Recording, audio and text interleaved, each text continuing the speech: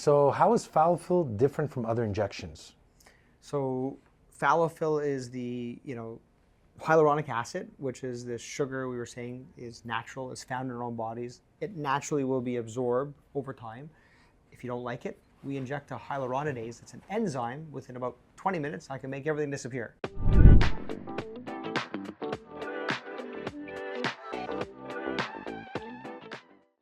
It's completely reversible. Right there, you could inject it and... Yep. Okay. So it's kind of nice that you finally have something that, boy, is it a surgery? Is this going to potentially get me infected and have all these issues where some people have jumped on a plane and gone to have these techniques done elsewhere? So probably the most common question that a man's watching that's asking, does it hurt? Is it painful? Well, I think when you go to the dentist, does it hurt? Well, who's your dentist? Yeah. What's their technique? Are they soft and gentle? Are they explanatory? Hey, look, this next move may have a little pressure and experience. So aside from the Phallofill being unique because, well, it's not just the injectable agent. There's over 100 different types of hyaluronic acids. So which one's being used, the durability, and what's called a G prime, which is the displaceability. When you push on the gel, is it have a bounce back? Is it stiff? So some people will inject hyaluronic acid, which is the gel, under the chin. They want to have a stiff line. It's going to feel very firm. But in other areas, you want to have one that's going to have a softer, so it's going to look natural. So we have a unique one for Phallofill. So all 34 providers across North America who are urologists doing these do the same technique. So like when you go to, shouldn't use that example, but it makes sense to all the viewers and to you. If I say you want to go to a cheeseburger, when you go to any McDonald's, you're going to get the same cheeseburger, the same number of pickles, exact same technique. So the type of filler, the injection sites, and what's most important, I think, is the silicone sleeve. There's a kind of a patent sleeve that is going to hold the gel under the skin and allow it to be displaced evenly. So there's other techniques that they're going to be injecting, and then, by the way, 3 times a day, or you'll have to mold your phallus, and you may have a job and you may not be able to do those things.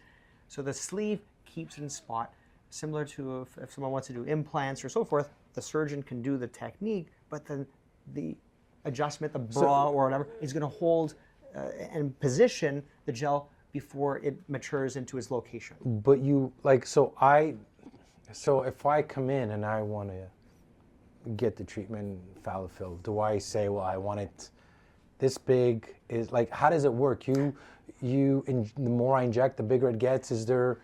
How does this work with a patient? So yeah, first meet with them. We measure the stretch length. So for every inch and a half is 1 syringe. So kind of think of it as like 2 train tracks, 1 on each side. We want to make, is it 2 or 3 syringes per side per session, and we're going to aim to increase your girth by 1/3 of an inch per session.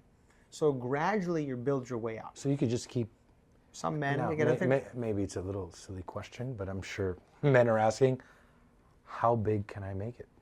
I mean, again, if you go to Phallofill, you can see some live cases, and I think some people get... Again, I'm not a judger, but I kind of wonder who's the partner. You may have a significant girth. I can go as... I mean, there's got to be a size where, that's kind of balanced with your body, is it? I know it's a little bit of a... I think so. I mean, not just with your body, but the glands, the head of the penis. So I call it Beetlejuice, where you the small head. So I guess as a doctor, you also recommend and tell them, look, I think you should go this size, or... I don't recommend. Usually they come and they know what they want. So they're kind of like, look, I want to increase. And so it's nice because it's sort of a gradual process, kind of like puberty. You're going to grow for the next couple of years. And so we do this as a team, a partnership, and to which during your first session, we explain, getting used to the sleeve, because there's a silicone sleeve that you're supposed to wear that kind of keeps the penis stretched out like a giraffe. It's silicone, so it doesn't stick out your pants like you're, excited. You won't get arrested on the street. It's subtle, and it allows the gel to mature. And then when you come back 3 weeks later, we'll reassess, and sometimes there'll be some asymmetry. So the next session, we may do some touch-up. We'll increase the girth again, but we may add and displace the next group of fillers. So gradually we'll bring your way up, and I'd say the average patient does 2 or 3 sessions, and we bring them up an inch. And 2 or 3 sessions over how long? It could be a month, every 3 to 4 weeks. 3 to 4 weeks. And so that is that partnership that we work together to get to what you want. And then some men are going to be coming back once every year or two for touch-ups to maintain what they want. So you see the change when it's flaccid, but what when you have an erection, is that also much bigger? Or yes, so the whole process is the same. So again, coming back to the penis is 3 cylinders, 2 for the corporal bodies, corpora cavernosa, caves. Corpora spongiosa is the lower pressure system through which the urethra, so you urinate. So you have kind of like a triangle of 3 circles, and you have this soft tissue around, and you have skin, super thin skin. And it's under that skin on the 3 and 9 o'clock positions where there's no nerves or big vessels, and we create a space and we add the pocket of the filler. And so actually the penis looks wider, not necessarily circular, but more oval. So you see the results pretty instant. Yeah, instant. And it's one of the ones where... Like I'll do it and I'll walk out and I'll be like, it's... Again, I've had some other people do other techniques where they don't use the sleeve. Okay. And, like with anything else, gravity may take over. So if you do the injections and then normally it's down, some of the filler will drop down as well. So it may go into the foreskin if you're not circumcised, or it may drop down toward the scrotum. So it'll be in your body, but it won't necessarily stay where you want it to give the girth, both in erection and flaccid state. So where most people will see it is in the flaccid state. So when you're kind of standing up, it hangs a little bit lower. So it looks longer. Okay. So the stretch length won't necessarily change, but to the visual, just by its weight, when it's cold, you don't get that accordiating, or I call it the turtle head, or things you're squatting down, it kind of wants to retract. That kind of inhibits it because now you have an extra set of weight of the sugars and the water in the phallus, adding some weight so that there's a increased length appearance. And does it help, or like if somebody who has erectile dysfunction, does Phallofill have any? Is there? I wouldn't tell someone like we're going to do this and it's going to improve, because again, the erectile dysfunction is a vascular thing. It's that artery within the, so it's within the cylinders, that one artery that then floods the chambers. We're not touching that. So it's not a treatment for erectile dysfunction. No. It's really just girth enhancement. Someone that's like, remember we talked about before, psychogenic. They're nervous and not having the confidence. Yeah.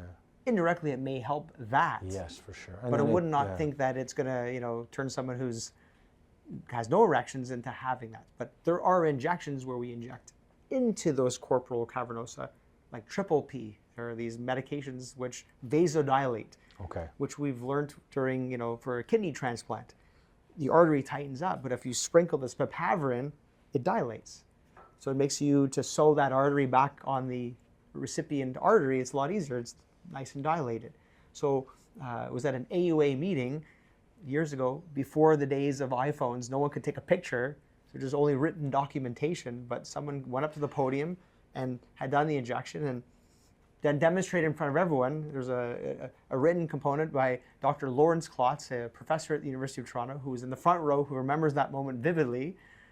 And that was the proof, because no one would necessarily believe it, but today's where men didn't have erections after they had prostate cancer surgery, and you just inject this literally tiny amount of liquid within the corporal cavernosa with a very small insulin needle. It takes about 10 seconds to do. That's it. That's it. But again, that would be a solution for someone with severe ED. I'd say 95% of the time it'll work, and it may work too well. And then you may have an erection more than 4 hours, called priapism, or otherwise a compartment syndrome. There's no movement of blood, and you need to have it drained. Otherwise, it'll form a clot, and you may, have fibrosis to the entire corpora cavernosa.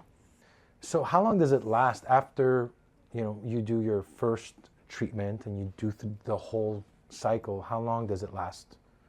So we're actually looking to study this from the inventors of Phallofill from Dallas, where I went to go do the training. They have been treating patients for over 5-6 years. Collectively, over 50,000 men have had the same technique, all with this patented sleeve that helps maintain the filler. And some patients who've done other treatments, other techniques without the filler, we call it Phallo-fix. So they can come and we can do touch-ups and fix these asymmetric penises because the filler migrates. But in general, it really depends on your age. Are you smoking? Because smokers tend to be more dehydrated.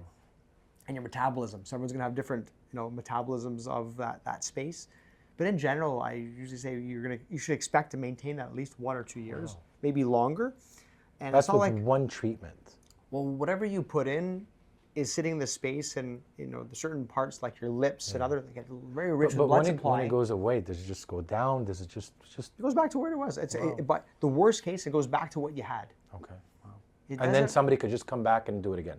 Correct. So I mean, it's not something that creates very low risk of infection, very low risks of hematoma.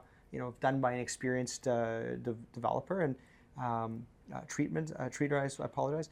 And with it is, I guess as I was saying before, it's reversible. If you don't like it, you can.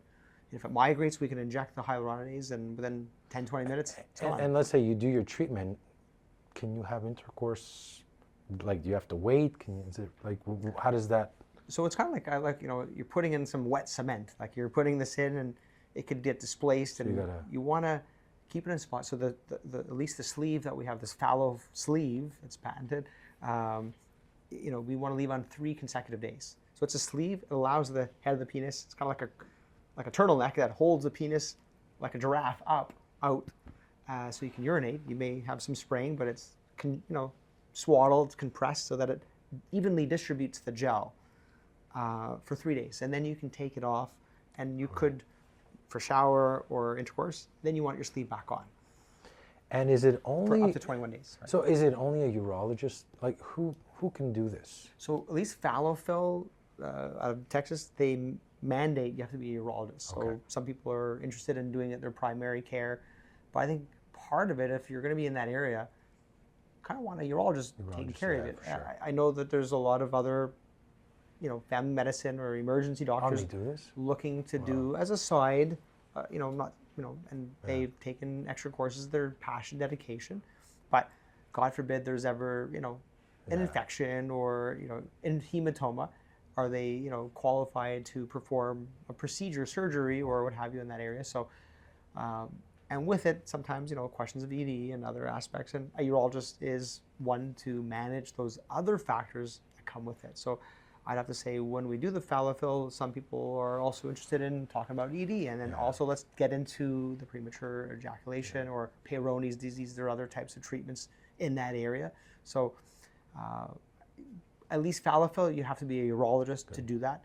And, if it's you or your family members, you should only look for the brand Phallofill. Is there other brands like imitations, generic? Like, I don't know if it exists. I'm just there's numerous others, and again, there is, I can't, but Phallofill is the original. Phallofill is what it was shown to me, and it kind of makes sense. I've seen others where patients don't wear their sleeve, and that mimics what I've seen on other techniques where they do the injection, and they're like, go home and model it, and like silly putty, do it 3 times a day, and then life gets busy. Like, honey, children, I'll be with you. Dad's, you want to be discreet, and I think this is what. It's nice. There's a naturalness that no matter who's the provider, that sleeve, kind of like if you have augmentation, you wear a special bra for a month. If you don't, it migrates. So you need a little bit of care once you do it, and just. And so for that reason, I think that's what I am. I'm very scientific. I like to study things well, and before I endorse and start doing it, I want to make sure it's safe, it's helpful to patients. So we're actually studying this on our patients. We're using like the COPS P score, which is a validated questionnaire for body dysmorphia or small penis syndrome, to differentiate, to make sure, hey, are we able to help patients? And when we do treatments, so we just recently submitted an abstract, and we're going to publish on this, does that girth enhancement, is it ubiquitous no matter if you're circumcised or not? And we're able to show each session on average 0.34, so a third of an inch, whether you're circumcised or not. So I think that was one of the things that we're trying to look at as predictors of saying, hey, look, I can treat you, but you're a smoker, or you're of this age. You may not get that match, or you may get more, depending on that amount of units that we inject, and those other, body elements, obesity, smoking, diabetes, these things.